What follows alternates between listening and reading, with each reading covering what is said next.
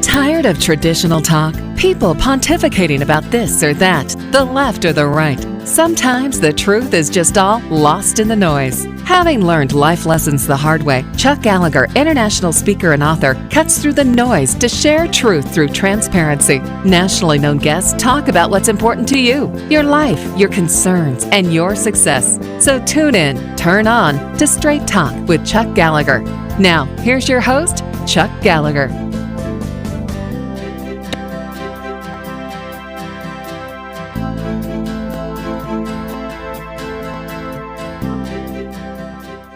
Hi, this is Chuck Gallagher with Straight Talk Radio, and I'm excited about the show today, but I've got to start off with a statement that it just hit me whenever I booked today's guest. Some people just have a name that oozes success. And so before I introduce my guest today, I've got to tell you a little backstory. So my son-in-law gets married many years ago. And one of the guys in his wedding's name was Cole Cash. And I was introduced to this guy, and I'm like, your name is Cole Cash? He said, yes. I said, do you play the guitar? He said, no, why? I said, dude, a guy with the name of Cole Cash. You know, you can see that in Nashville. Ladies and gentlemen, welcome Cole Cash. And boom, the guitar hits, the music starts. I mean, it was like destined. And he works in a factory someplace. And I'm like, okay, you know what? I got it. But there's this opportunity that's just placed before you that you missed. But my guest today didn't miss his opportunity. My guest today has one of those names. And when I was first introduced, I was like, okay, somebody's pulling my leg. But his name is Morrison. And when I met Morris, it was just like we instantly connected because this guy has a name that oozes success. And in fact, his brand, Morrison Global, positions you for success. And that's what we're going to talk about today. We're going to talk about what Morris does and how he inspires people to really find success. So Morris, man, it is so great to have you on the show today. Glad to be here. Thank you for that great introduction. Yes, Chuck, that is my real name. And what you all people need to know out there, as soon as I take the stage when I speak, a lot of people say when they come up to me after an event, they say, your name is Morrison? And I say, that's right. They say, wait a minute. And you're from Mooresville, North Carolina? I said, yep, I'm Morrison from Mooresville, North Carolina. They said, that's too much. I said, no, it's not Morrisville, North Carolina. It's Mooresville, North Carolina. They said, I don't even care if it's spelled the same. It's just alliteration. It rolls off. I said, well, if you think that's good, wait till you realize that last summer we bought a new house. Now, Chuck, here was the deal. Chuck, I told my wife last summer, I said, Lisa, you can have whatever house you want right here in this area we want to live. Just, we're not living in that neighborhood over there.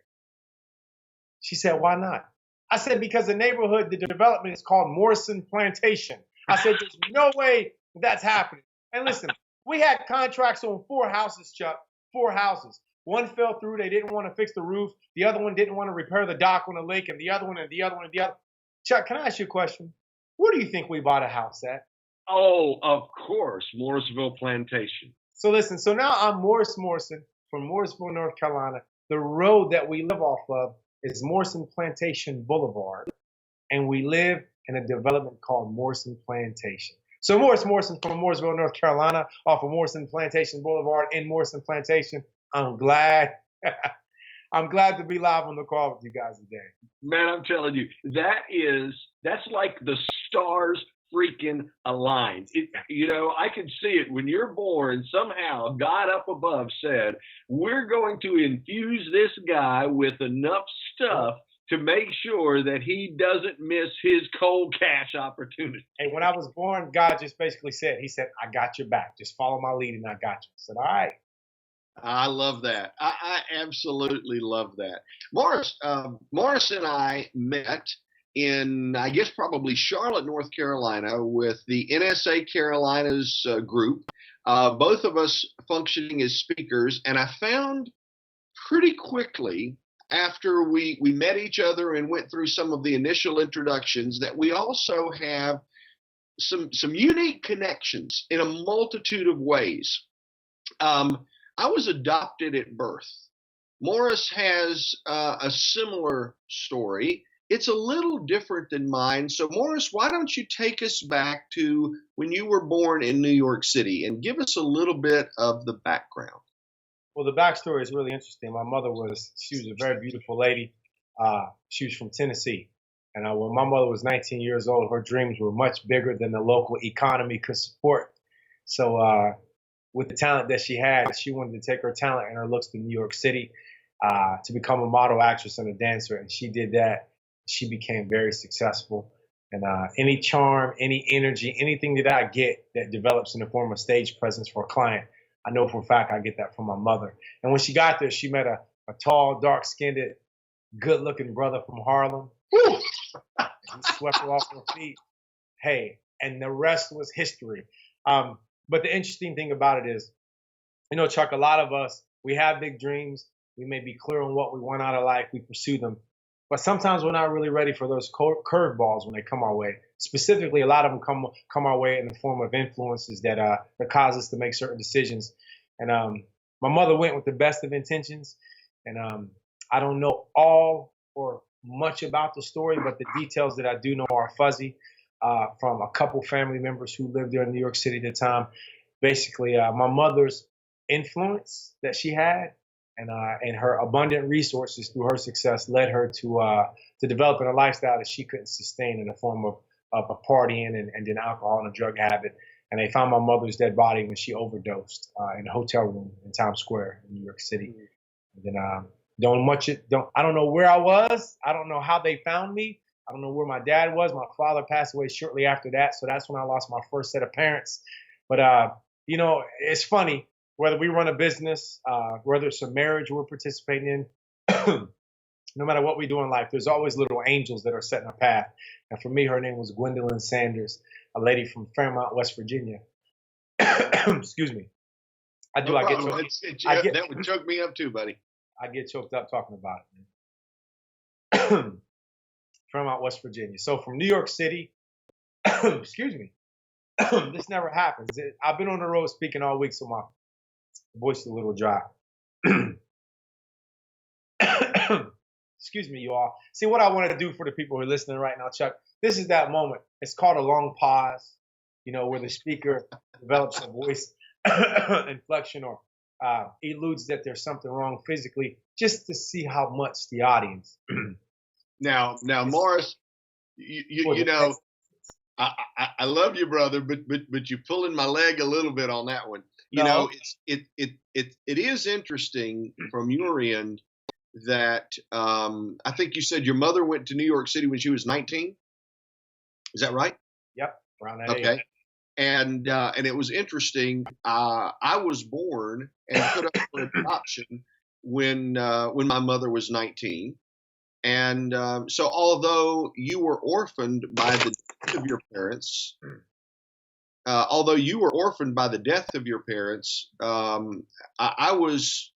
my mother recognized that it just wasn't the circumstances weren't right for her to be my primary caretaker. Yeah. She recognized that she wasn't ready, and the experience within her within her home life. Her father basically said, we're going to kick you out of the family, so to speak. You'll have no opportunity in the family if you keep this child, because I was an illegitimate child. Wow. And I have to say, a lot of people would look and say, well, gee, gosh, you were put up for adoption at birth, and doesn't that really suck? And how do you feel about it?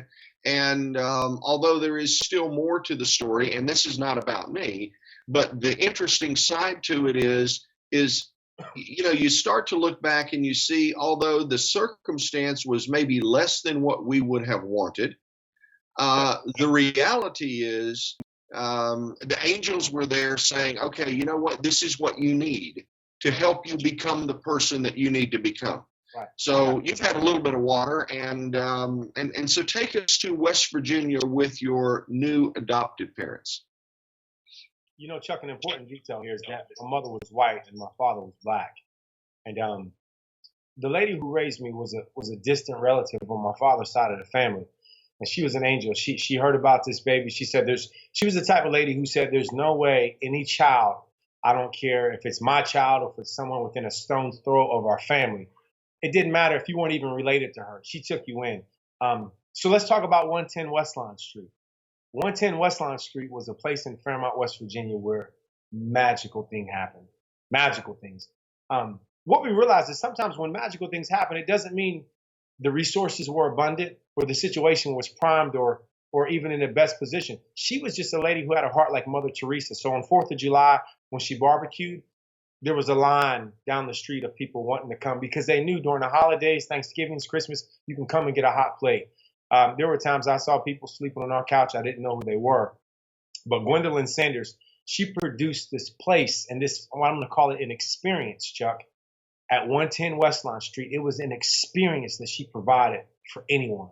And I'll tell you something, we had everyone from governors who knew her all the way to homeless people. And I'm mentioning to tell you this, from the time I was a kid, by the time I was around 3.5 or 4, her husband, who was a coal miner in West Virginia, he died and had a heart attack. And so now she's got all these kids and foster kids like me that she's raising on no resources. She was on welfare. Hey, as a matter of fact, we had food stamps.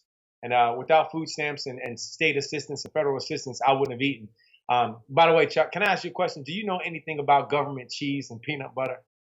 You know, buddy, I do. I lived in the projects when I was a teenager. So we have more in common than probably you think. Now, I'm not a peanut butter guy, but the big hunks of government cheese were absolutely fine, buddy.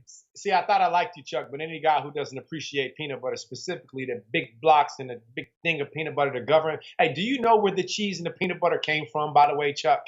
I have no idea. After all of the wars, specifically Vietnam, the government used those big blocks of the cheese and the peanut butter. That was part of the rations they sent over to the soldiers. So, you know, I think we were victorious in the war, and it ended, I think, a little sooner than people thought, which was great. We had all of these rations left over. So the government said, you know what, we'll hand them out in the form of welfare. And I'll tell you something.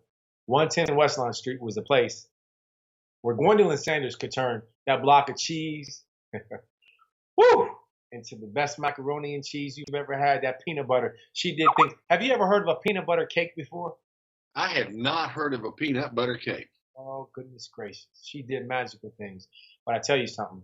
She invested in me. She invested in a lot of people. I thought I was the only one, Chuck.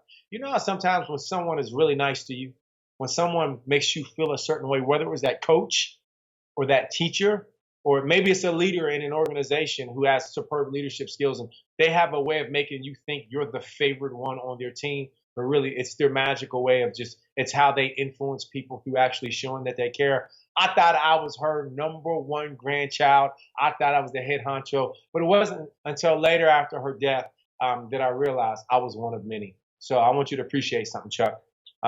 She had a son named Chucky, and I've told you this, who I called Dad.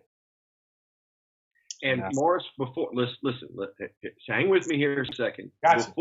Before you go into the story, yep, we're going to be going for a commercial break here in 30 seconds. 30 seconds. So, you know, as we continue the program today with Morrison, Morris is telling us the story behind the brand. He's kind of pulling back the curtain, so to speak, so we can see how he today helps position you for success. Right. So stick with us so you can continue to get the rest of the story with Morrison here on Straight Talk Radio. We'll be back in just a second. My guest is Morrison. Yeah, you heard the name right. It's not a made-up name. It's absolutely correct. And if you missed the first segment of the show, you've missed all of the Morris iterations. I swear there had to have been a preacher or somebody in the past that was an iteration specialist, because you definitely have that divine iteration.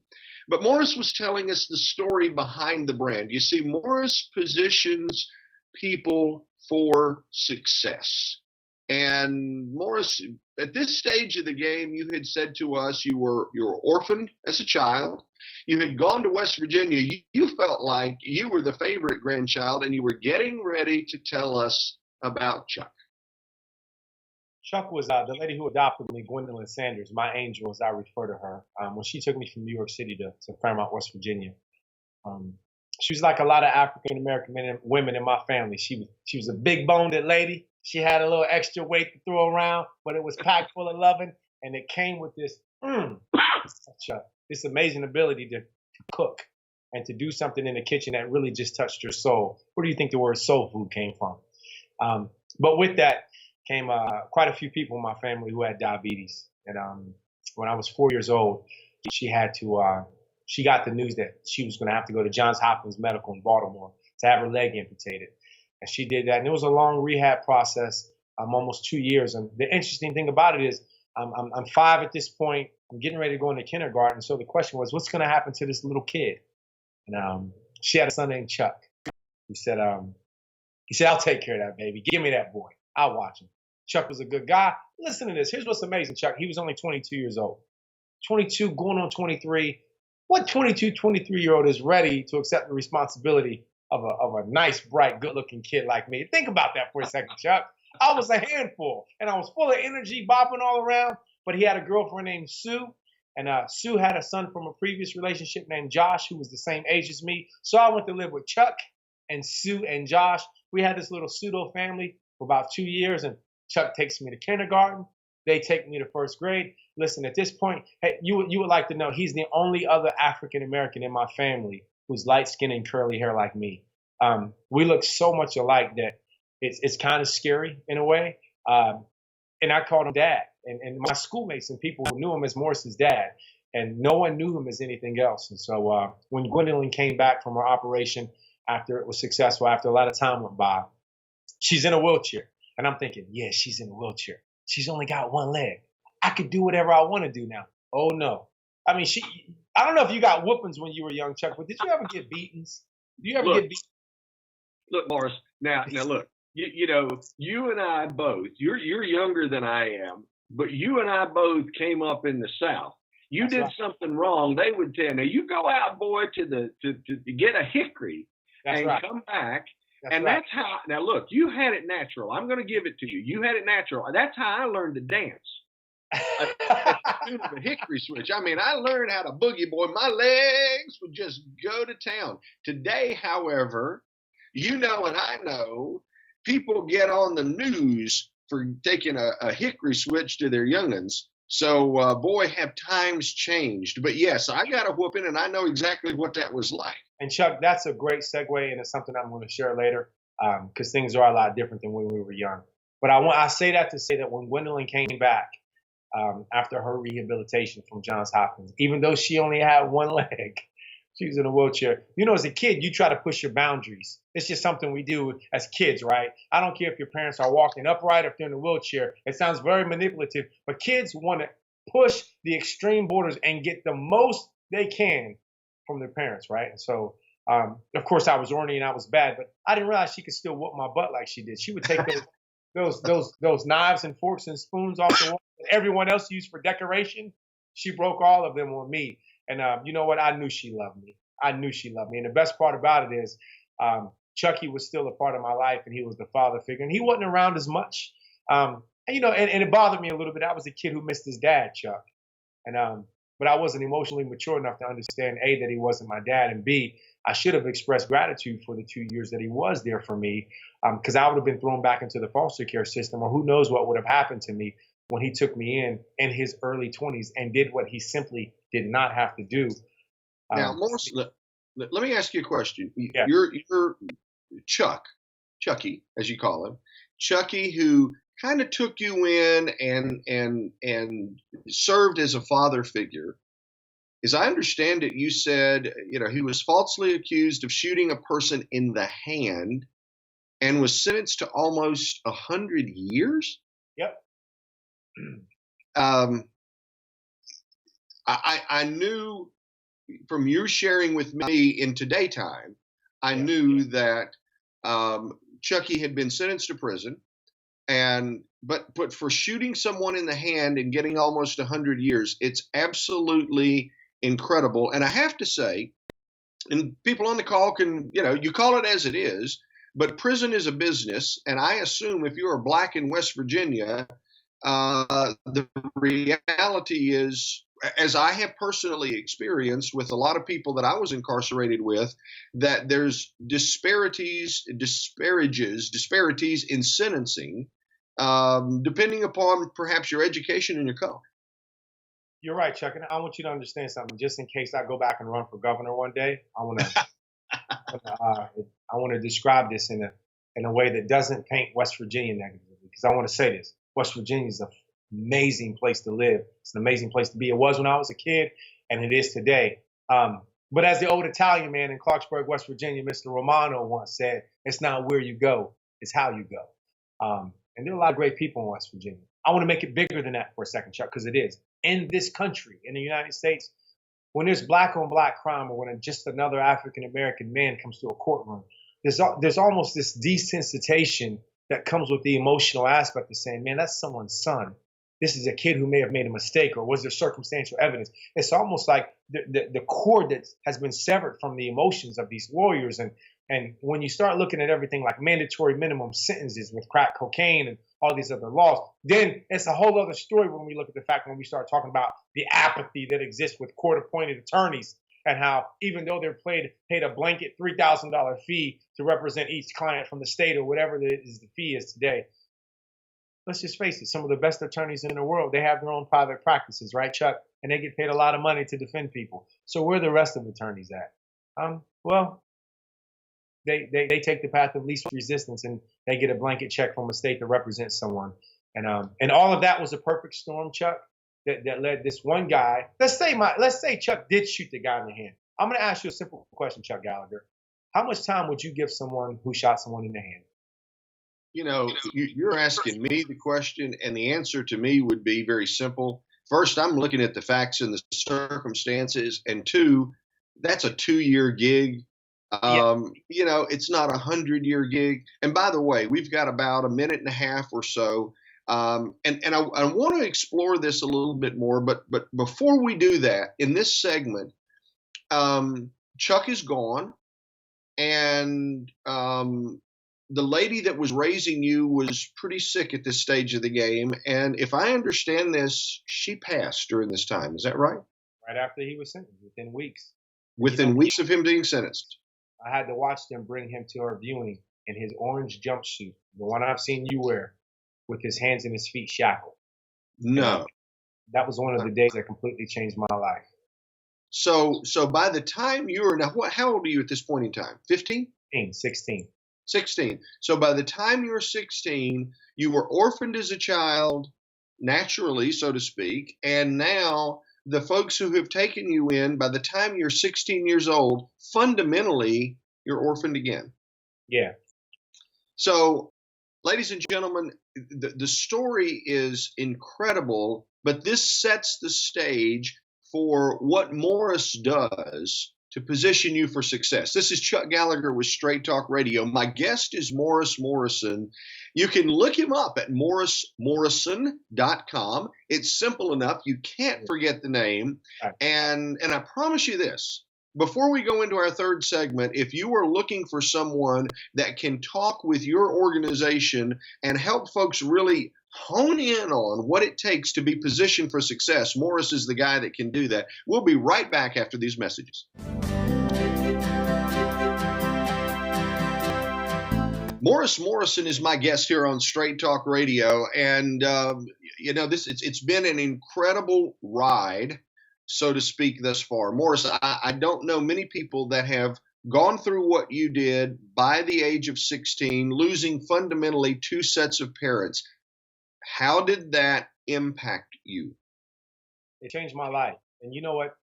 I was a teenager, and what do we know about studies of the brain and how our frontal lobe develops? We know that from the time you're a baby until your mid-20s to late 30s, a person's brain isn't fully formed yet. And the absence of certain, neurotransmitters such as dopamine causes kids to make really, really emotional decisions, right? That's kind of why parents are at odds with their kids when they're teenagers, right? And eventually kids in their mid-20s, they come back home for Thanksgiving break or something from school and they say, Dad, what happened? You got smarter since I left, right? No, your brain actually developed. That's what happened. But because we're emotional at that time, something emotional happened to me at that hospital. And this is why emotion is a beautiful thing. This is why God designed our bodies in a way that it did. When I left the hospital that night, when I had to say goodbye to Gwendolyn, the doctor, he walked me out. Now, one of the things the doctor said to me, Chuck, before I left, he said, as an attending physician, I wish there was some medicine that I could give you to help you through this time right now. I know this hurts, and I'm not going to lie, it's going to get a lot worse.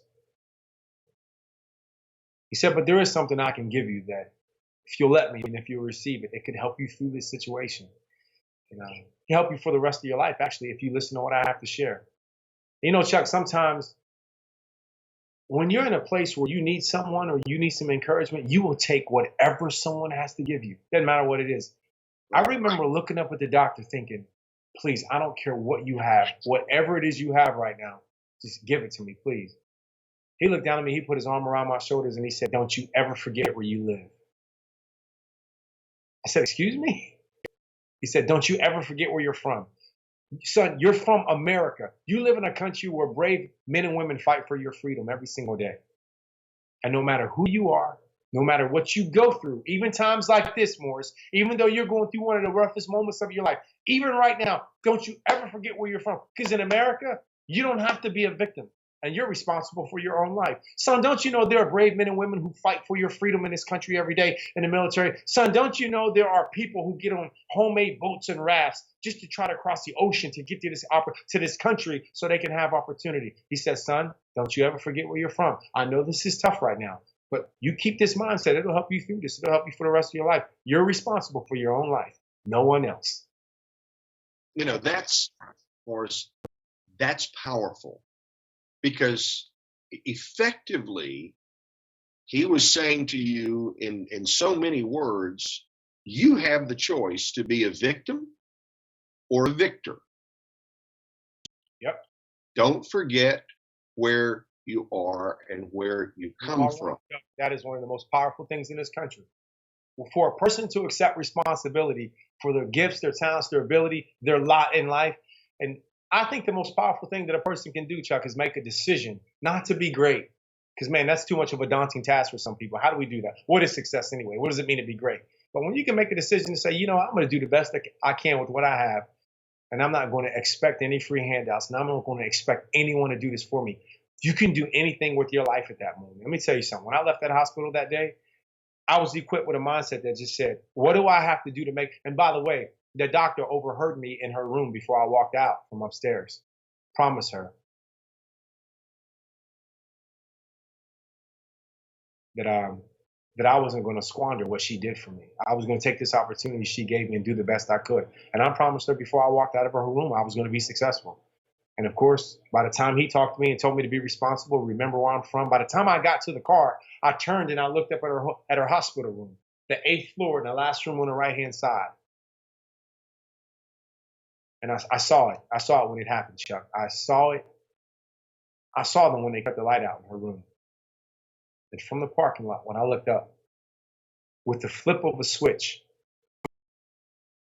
I knew she was gone. But with the flip of a switch, Chuck, that moment, the emotion from that moment, along with what the doctor just shared with me, all of that produced this moment where I sat there and I looked up and I thought, whatever I have to do to make good on that promise I just made her, I'm going to do. I'm going to be successful. And of course, you know, I was young, black, poor. We were on welfare. I was going back to a house where the lights had been being cut on and off because she had been in a hospital. We didn't even have food in the refrigerator. Chuck, I had no idea what it meant to become successful. To be honest, if you ask my wife, she'll probably tell you I still got a long way to go because she's still trying to get me to learn how to take the trash out on time. But success is such a relative term. But I say that to say this. I made a decision that day. As I stood in that parking lot, it's almost like these big moments in life, these moments that we won't forget. kind of like getting falsely accused of a crime, or kind of like the day that you remember when the cops were coming to take you in. Yep. Or the day, Chuck, when you remember the sound of them shutting that bar when you first hit your cell. There are moments like that that will produce something in us if we let it, and if we accept responsibility for ourselves, that can produce something that will sustain your emotional motivation and inspiration for the rest of your life, and it will help you commit to things. And it's only when you make a decision to commit to something that your brain clicks in and says, oh, he's really serious about this. And then once you do that, once you prove to yourself you're serious, you accept responsibility for your life, your brain will take you to places and will your mind and body to do amazing things. And you know what? I graduated from high school. I took mostly all AP classes. I wasn't allowed to sign up for them. I fought with the guidance counselor. She said, I'll let you take one. If you do okay on them, I'll let you set your own schedule. She did, and then I did, and I set my own schedule, and I saw what it was like to be challenged. I struggled in the AP classes. I struggled, Chuck. It was the stupidest thing I've ever done in my life. I stayed up all night doing homework. But for me, I wanted to be the only black kid in those classrooms sometimes, because I didn't want to accept that the neighborhood I was from, where a lot of people sold drugs, and I saw my family members smoking crack and on and off the streets. Man, that wasn't good enough for me. And I wasn't judging anyone else around me. But once again, Chuck, I thought long and hard about what I wanted for my life, Chuck. And for me, I knew I wasn't that smart. I knew I didn't have resources. But man, to me, there was just something about throwing away everything you have. That to me, it just wasn't worth it, Chuck. And I said, you know what? I don't care if I strike out. I'm swinging as hard as I can at every ball that every pitcher throws at me, because eventually I'm going to connect with one. And y'all not going to see that ball because it's going over the people in the grandstands. And that was just my theory. I went to college. I got my undergraduate degree in psychology because I was inspired to even try to understand why people thought the way they did and why some people succeeded and others didn't. I got my master's degree in business because I wanted to make an economical impact with this one idea that I had, which was, why is it that some people in organizations are successful and others aren't? I made a decision to pursue that. So, Morris, let me ask you a question. And this might be a little off track. No, it's not. But let me ask you the question, because it's interesting when you look at society. You know, you've got a degree in psychology, a master's in business. You look at society and you look at where you came from, okay? And here you are, and you just said, fundamentally, as a young black guy, I did not want to be on the street selling drugs, being a victim of, oh, I'm poor, et cetera, et cetera, et cetera. Right. Okay? Now, help me understand. So what was the difference for you as compared to your peers? Because I have to ask this question in fairness. You said, I wanted to be the only black guy in an AP class. Why weren't other people around you choosing the same thing? Maybe I was just stupid, Chuck. Maybe I was so dumb, seriously, that I was so dumb that I didn't know what I didn't know. And have you ever done something, Chuck, that was a really, really good decision, and afterwards you realize that you kind of lucked yourself into that decision? You never really consciously did it. And I'm not saying I wasn't intentional, because I was, but there were some things that when I look back, I mean, seriously, I was up till 4 a.m. doing some of these projects. But Chuck, that's who I was. And to answer your question specifically, the thing that made me different, and I can't answer for other people, what made me different was I walked into a church one day that was right up the street from my house, and I don't remember everything that pastor said. But I remember when I walked out, he was preaching on some messages that were centered around stuff like Jeremiah 1:5, which says, where God said, I knew you even before you were in your mother's belly. I blessed you, I gave you crazy talent and abilities, and I put you there. And see, Chuck, that my faith helped me understand how a kid like me can come from a lady who went to New York City, and then my father who was a drug dealer and a murderer on the streets of New York City, and a crazy temper, and so crazy that they called him Wild Man. I'm thinking, how could I come from those two parents? But I know how. It's because every single person in this world was thought about and created for a reason, and everybody has a story. You can either choose to examine your whole life. Why did I come here? And why are these my parents? And why did I? Or you could just shut up and say, this is who I am. I'm here. And this is what I want to do with my life. And that's simply how I was.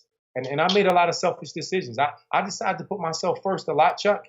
And when you decide to put yourself first and try to be as healthy as you can, even if it means saying no to some other stuff, you get clarity about who you are and what you want.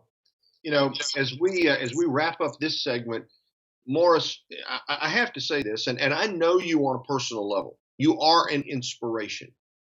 And you know, I have to say this. It's you should be a very, very busy person, because when you see what takes place, you see issues that happen in this country, and racism still exists. To say it doesn't would be stupid, but to see the fact that you can say some things are wrong, and I'm not going to do that because I'm better than that, and I'm here for a reason, is incredible. And I know, gosh, I want to keep going with this, but we've got to stop for a commercial break. My guest is Morrison. Uh, he is an incredible person to help you position yourself for success because of the clarity that he has shared. His website is morrismorrison.com, and we'll be back right after these messages to continue on with this incredible story and talk about the impact today. Stick with us. We'll be right back. My guest is Morrison. This is Straight Talk Radio, and we have had a wonderful discussion about how Morris helps people position themselves for success through his success. And Morris, you know, I guess I have to say, boy, I wish you were the guy that was talking with people in Ferguson, or you were the person in Baltimore, because so many times, and listen, I say this because my stint in prison put me as a minority.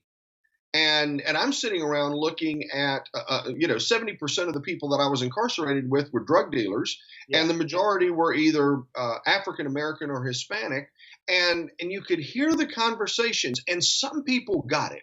My cellmate was a guy by the name of Buck. It was Buck and Chuck, and I think that was for comic relief, frankly. But Buck never went back because he made a decision that he was worth more than being nothing other than a number in a federal prison. And you made a decision not to ever go. And I applaud you for that, but talk to us a bit about where this takes you today and the impact that you have with organizations. I like to think I have an impact, Chuck. So thank you for even alluding to the fact that I do. Well, you did. I can tell you what, I have a bunch of fun because for anyone listening to this video or watching it right now, understand this. Whether it's racism, whether it's our economy, whether it's immigration, whether it's all these big issues that our country seems to be trying to tackle, or the political landscape, I tried to find a way to say, how can I take this story that I have and all these things that I'm so passionate about, my research, my experience, and most importantly, Chuck, I'm just a collection of everyone that I've ever met because I'm a sponge. I take so much from so many people. I mean, when you're raised in West Virginia, the best part about being a mountaineer is that people in West Virginia, man, they love each other, black, white, everyone. And we don't have a professional sports team. So we all love the West Virginia Mountaineers. There's a couple Marshall fans out there. And for you, you guys have the opportunity for the conversion. But why do I say this about West Virginia? Because in West Virginia, I learned a secret that's led me to developing Morrison Global Brands. And while we've had the opportunity to work with companies like Microsoft, large sports groups like the National Basketball Association, Notre Dame, Florida State, and just 2 days ago, I was in the state of Minnesota with the Minnesota Department of Employment and Economic Development and the Department of Human Services, the whole range of organizations in between. Here's my message today, Chuck. My message is real simple. I tell people how I fell in love and how I got a chance to be married. I tell people how I got a chance to be a father now. I'm in love with baby Dorothy Jean. I call her Gummy Bear. You guys, hashtag Gummy Bear. That's where you'll find her on Instagram. I'm in love, man. I get a chance to build around me a family and to have love, Chuck, that I feel like I missed out on as a kid. Love is so important, man. It's emotional. But let me tell you what's happening to our emotions and what else is the biggest part of my message. I have this here just to show you. Special release. A lot of people haven't seen this yet, but it's the release of our new book that's coming out this fall. It's called Overnight Success. And we looked at the title for a reason. So when we said how to accelerate overnight success, how to accelerate the results that you want in life, we titled it Overnight Success, Chuck, because there's no such thing as overnight success. Right. And the number one problem, other than the political landscape, economics, the prison systems, race in our country right now, is what's happening to us emotionally with this idea that all of us wants everything instantly. The number one thing that's changing this world that we live in is this idea of instant gratification. Why? We can Google something and get it within seconds, Chuck. We can Google it. We can go. Most of our food is processed now, so we don't even have to go to the farms and get food like we used to. It's all right in the refrigerator. Doesn't mean it's healthy for us. And you know what, Chuck? If you forget to get your wife's gift for that special anniversary or for her birthday, click Google, go to Amazon Prime, click it tomorrow or today. The gift can be at your house on the same day. Why am I saying that, Chuck? I'm saying it because I speak to corporate audiences. I speak to college audiences and youth audiences. And here's what I can tell you what I see happening. Kids today are missing out on the importance of developing commitment and work ethic and taking self-responsibility. Why? Chuck, how many prison inmates have you saw who were incarcerated simply because they wanted to do something and get rich quick, right? Absolutely. Right. Whether it's an accountant who's fudging numbers and trimming a little bit off the edge just so they can boost their performance with their balance sheet, or whether it's a drug dealer who's selling drugs. That translates to even a lot of kids today who you talk to baby boomers or people over 50. What do they say? These kids nowadays, they don't know how to work for anything. Let me tell you something, Chuck. I don't think that's true because we have some remarkable kids today. But our youth, we see kids in college who expect to graduate and make $100,000 right away. All the way up to our people in corporate America and professionals today. If we can get over the notion of wanting things instantly, here's what will happen. The minute you reject the idea that the most important things that you want to go after are going to come right away, if you can reject that, you will typically position yourself for success. Wow, we know the story of lottery winners, don't we? Lottery winners, we've seen the stories on TV. That great financial windfall that we all say. Chuck, have you ever said, Chuck, oh, if I could just win the lottery? You ever said that before? You know, I have heard people say it. Let me put it this way. I don't say it because that means I got to play it. But I have had so many people, Morrison, I know where you're going, who have said, if I could just win the lottery. And it's like, so you're not willing to put the steps in place to get what you want. You just want it somehow handed to you for handing over a $5 bill. Yeah. Chuck, I want to tell you something. Most of those people who win the lottery, who get a financial windfall, they don't have the happily ever after story that they once hoped for, right? Exactly. And some people say it's too much money. It's not the money, Chuck. It's not that they came into too much money too fast. It's how they acquired the money. They came too fast. I'll tell you something. Even our Bible tells us if you don't work, you don't eat. Whether it's the Bible, whether it's this book, we know the value of commitment. Once again, the moment you have an opportunity to do what that doctor taught me how to do that day at that hospital on the worst day of my life, when you take responsibility for your life, you understand that you're going to commit to whatever you have to do to live your process. And that's what this book, Overnight Success, is about. It's about the guy that I met named Clyde Randall in that New York LaGuardia Airport.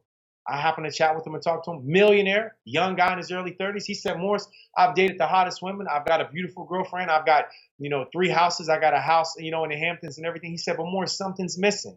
Let me tell you something, Chuck. When you have the ability to commit to what you want in life and you commit to your process and you have an opportunity to commit to sticking to it and going after what you want, you understand that there are no shortcuts. And when you understand there are no shortcuts, what happens to your brain, our brains has this. You go back thousands of years ago, Chuck, food wasn't available for us in a refrigerator. A wife was with the little babies. They maybe stayed in a cave or wherever these little makeshift houses were when we were hunters and gatherers. And what did men commit to? We committed that we were going out and we weren't coming back to the house until we had food. We would pitch tents out in the night. We wouldn't come back until we had food. That's why we ate whole foods. All the foods wasn't processed. Nothing's good with the word instant. By the way, Chuck, you remember just now I told you I just came from Minnesota, the State Department of Human Services? Yes, absolutely. Spoke to about 700 of the top professionals in the state of Minnesota. And as our company, as we did our research, we realized that there's a brochure and some supplemental stuff that they try to put out for the participants who are on welfare, where they teach them how to shop for groceries. One of the things I saw in one of the brochures, they taught them, they said, please don't buy instant rice or instant oatmeal because it's not good for you. It doesn't have high nutritional value. It's going to have more sugar content. Buy the dry stuff that's whole and it's in the bags. Yes, it's going to take a little longer to cook, but it's going to be healthier for you. And this idea of overnight success, Chuck, why is it really pressing our country? What's the biggest problem with our country right now? Chuck, we're all so busy. We're all so busy. I see parents make mistakes not because they want to, not with food or just with daycare options. I see parents making mistakes because they're parenting out of convenience. Why do parents parent out of convenience? Because they don't have enough time.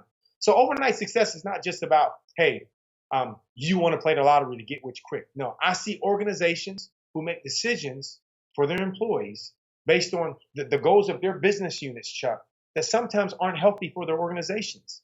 You have to do things that are going to help you sustain your progress through your organization, because nothing happens overnight. Whether it's the food we eat or whether it's the goals that we have in our personal lives or our organizations, we have to be committed, Chuck. You know, Morris, as we wrap up the show, two things I want to say. To those who have listened, Morris's story sets the stage for understanding the value of making a commitment to moving yourself forward. And for that reason alone, it is absolutely worthwhile for your organization to consider Morris as a person that you would want to bring in, not because of overnight success, but to understand that overnight success doesn't get you to create true success. My guest has been Morrison. This is Straight Talk Radio, and we've had a lot of straight talk as we have continued the discussion. Visit his website, morrison.com, and look on the website, because I am sure when the book Overnight Success is released, it will be a success. It's already there. They can pre-order it now, Chuck. They can pre-order now. All right. Folks, thank you for taking the time to listen to Straight Talk Radio. And Morris, thank you. Morrison.com. Thank you for being my guest here on Straight Talk Radio. And as I close every segment, remember, every choice we make in life has a consequence. That's right. Thank you, and tune in next week for more great information on Straight Talk Radio. This is Chuck Gallagher. Bye for now. You've been listening to Straight Talk with Chuck Gallagher. Tune in each week on TransformationTalkRadio.com each Monday at 2 p.m. Pacific, 5 p.m. Eastern, as Chuck Gallagher, international speaker and author, cuts through the noise to share truth through transparency. Nationally known guests talk about what's important to you, your life, your concerns, and your success. Visit ChuckGallagher.com for more information and turn on to Straight Talk with Chuck Gallagher.